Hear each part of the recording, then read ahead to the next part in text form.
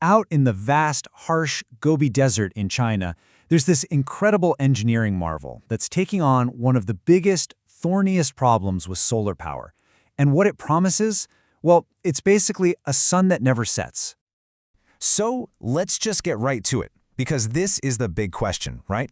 What if solar power actually worked at night?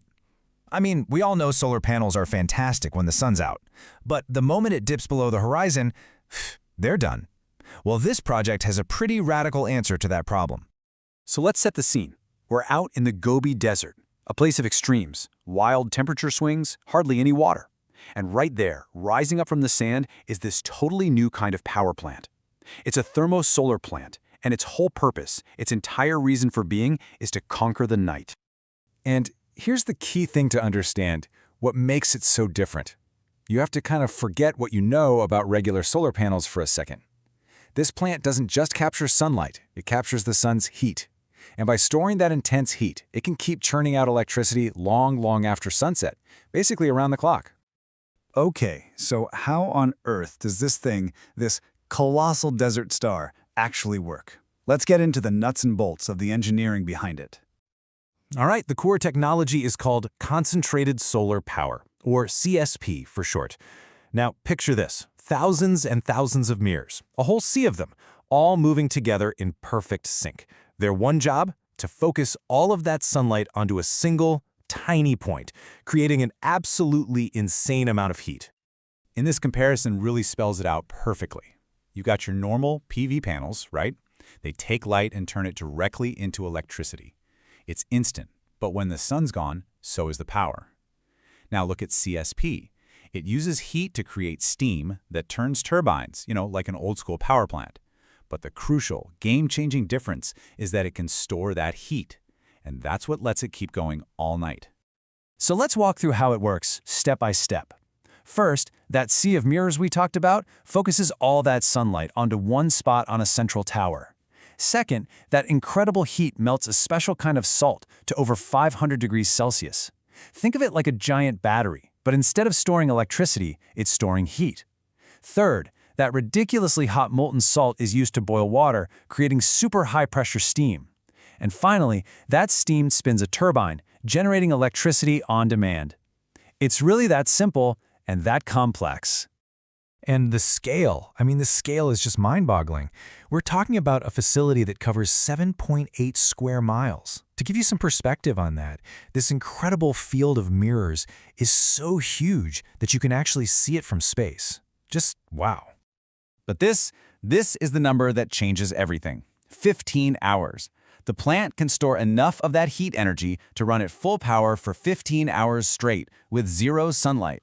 That is what transforms this from just another solar project into a reliable, on-demand power source. It can deliver energy whenever the grid needs it, just like a coal or gas plant.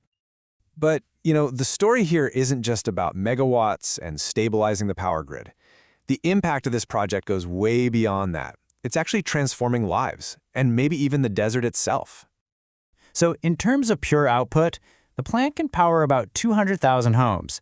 That's a pretty decent-sized city, getting all its power from a source that, remember, never sleeps. And then you've got the human side of the story.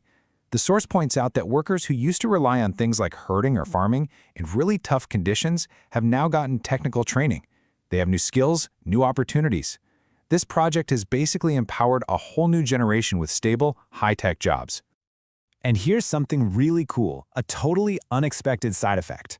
All the environmental monitoring systems they had to install for the plant, well, they're now collecting a ton of valuable data about the Gobi's ecosystem. And that data is sparking brand new research and even conservation efforts in the area.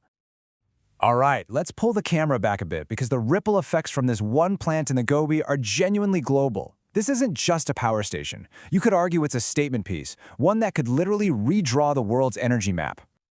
I mean, it's a total game changer. For one, it proves that this kind of solar can provide reliable baseload power. It completely shatters the old argument that renewables are always flaky and intermittent. It also cements China's role as a major player in next-gen energy. And maybe most importantly, it hands a ready-made blueprint to any other sun-rich desert region in the world. Okay, but a project this huge is never that simple, right? It's not all sunshine and molten salt. There are some really big challenges and some very valid criticisms we need to talk about. So let's get real for a minute. This thing uses a lot of water, and it's in an incredibly dry region. That's a huge deal. Then there are the potential impacts on the delicate desert ecosystem, which we just don't fully know yet. On the money side, the upfront cost to build one of these is way higher than for a regular solar farm. And there's also the strategic risk. If you bet everything on this one technology, what other solutions might you be ignoring? So, when you weigh all of that, the good and the bad, what's the final verdict on this desert giant? Is this really the blueprint for tomorrow? You know, maybe its biggest legacy won't be the megawatts it produces. Maybe it's the knowledge it gives us. The source material calls it a symbol of constructive ambition. And what that means is it's proof.